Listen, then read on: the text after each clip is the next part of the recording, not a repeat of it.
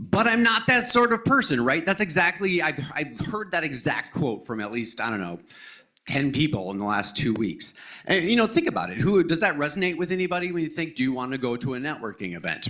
I'm not that sort of person. I'm not comfortable there. Do these pictures, do these represent your internal opinion of what a networker looks like, even though I'm literally dressed exactly like that one guy sprinting? So you can dress like that, but you don't have to. So to illustrate this point, let me offer 2 completely different perspectives on networking. Here we go. We have one, we'll call it the cynical one first. Maybe traditional, we'll use cynical. Things like self-serving, transactional, using people as relationships as stepping stones, just finding you're in and all your relationships are kind of surface level. Years ago, that's really what I thought networking was. It was a self-serving enterprise. But now contrast that with a different perspective. Using the Wisconsin idea as a foundation, using a little liberally the Wisconsin idea here, but rather than being self-serving, networking can be an act of generosity. You're giving of yourself, you're helping other people, you're providing them information. It's not transactional, I give you this, you give me that, if we're sharing collaboratively. When you start sharing, instead of using people as stepping stones, you're building relationships and building a community, and that community then creates a common experience for all those involved. And as a result of that common experience, instead of surface level relationships, you end up with authentic relationships where people are connected through that mutual experience. Networking's not just about getting the next job or moving up or a different position. It's about making your current job easier. What do you do when when you have a problem at work and you've worked on it for a couple hours and you just can't solve it, you can't answer your question? What's the first thing you do naturally? We reach out to another person. That is networking. That is reaching out to your network, and it will make your current job easier. And it's not just about new relationships. Yes, part of networking is meeting new people, expanding your network, but what Laura talked about earlier, I think she mentioned this in her keynote. Being intentional about maintaining your existing relationships. Maybe it's putting a calendar item for a person you only talk to once or twice a year. Just, hey, have you talked to this person? And if you haven't, maybe send them a note. Hey, how have you been? It can be that easy. It doesn't have to be a massive time sink to reach out to somebody. Okay, so that's a lot of the why you might want to network. So what's the secret? Why do some people really like it? Some people absolutely hate it. I think it's part of framing, but ultimately the secret is networking is just talking. Okay, there's more to it than that, but it's almost just talking. This is one of my favorite Mitch Hedberg quotes. I'll give you a second to read it. Love it. So if there's more to it than just talking, what are you really trying to do when you are first networking with someone? You're trying to bridge the gap. You have 2 people, they may not know each other, and there's a space between them. How can we fill that space? You're gonna try and find a common experience. Sometimes that's easy. Sometimes, hey, I like video games, you like video games, we're gonna talk about video games. Sometimes it's easy. But sometimes it's not as easy. And you need to make a common experience. I don't mean make something up. We're not telling falsities here. Rather, we're trying to connect their experience with yours. Let me give an example.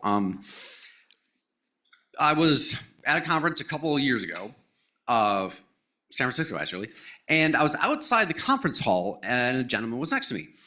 And we started talking, and I forget how we got there, but he mentioned, oh, my kid plays youth soccer, right? And at the time, I was younger and didn't have kids, and it was kind of hard to connect to. Different age brackets, and it was tough for me to identify as like a parent with a child in soccer. But rather than focusing on the child aspect, I said, oh, that's really interesting. I played soccer in high school. What position does your child play?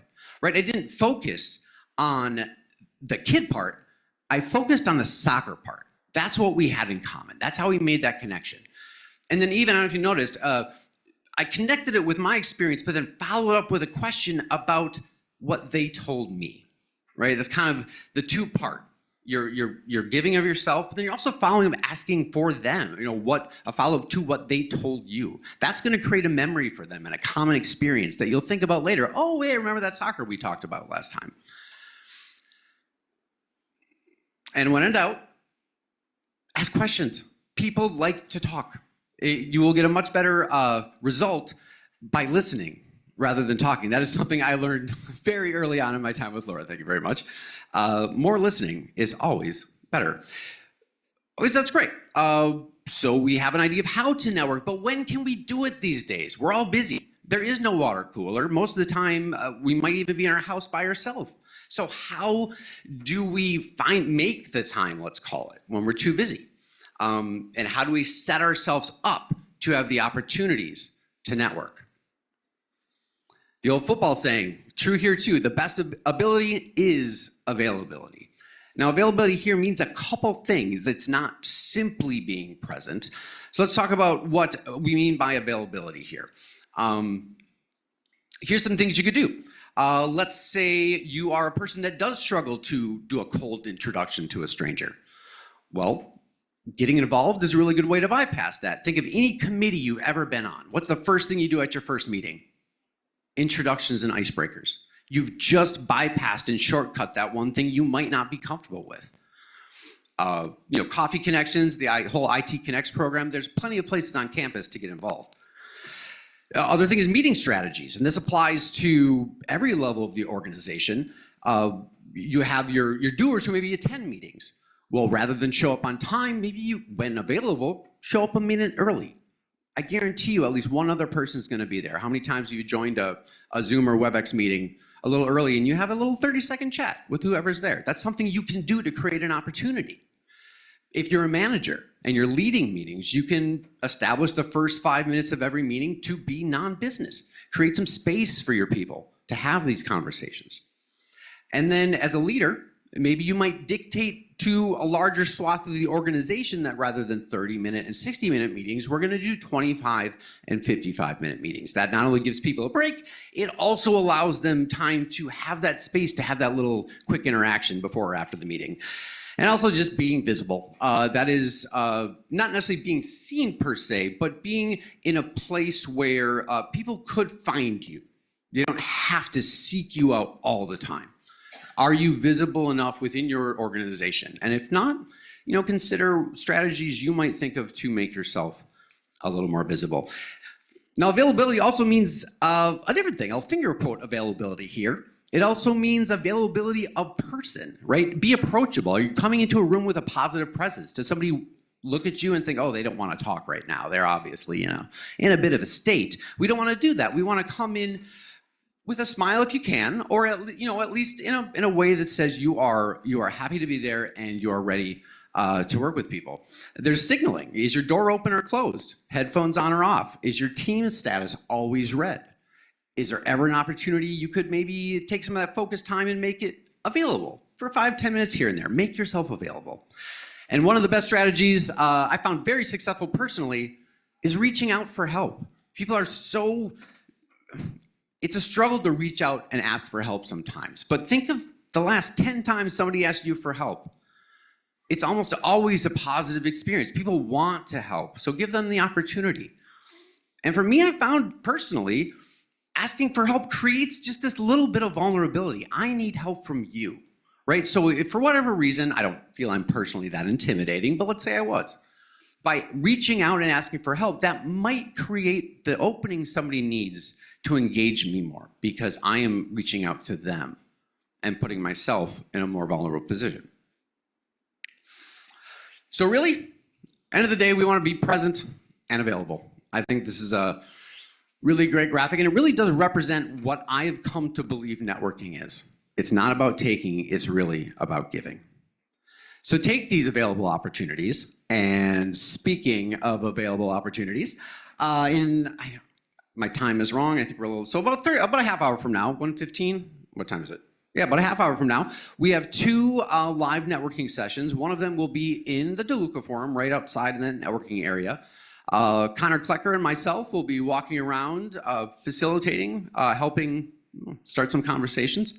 And Emily Reynolds will be doing one on Zoom with the virtual attendees. She has something cooked up for you, I believe is what she said. So I'm not sure what it is, but I'm sure it's going to be fun. So with that, I will leave you with one last thing. It's a quote I had never heard before from JFK. This was actually to some construction workers in New York City at a conference. So not really a famous speech. But we must use time as a tool, not as a couch. What does that mean? That means when you have time at work, limited, it's rare, but sometimes we have 5 minutes, we have 10 minutes. We're waiting for something to copy. What are we going to use that time for? Is it another email? Is it a relationship we're going to address? Is it... I'll leave it there. How are you going to use that time? Thanks.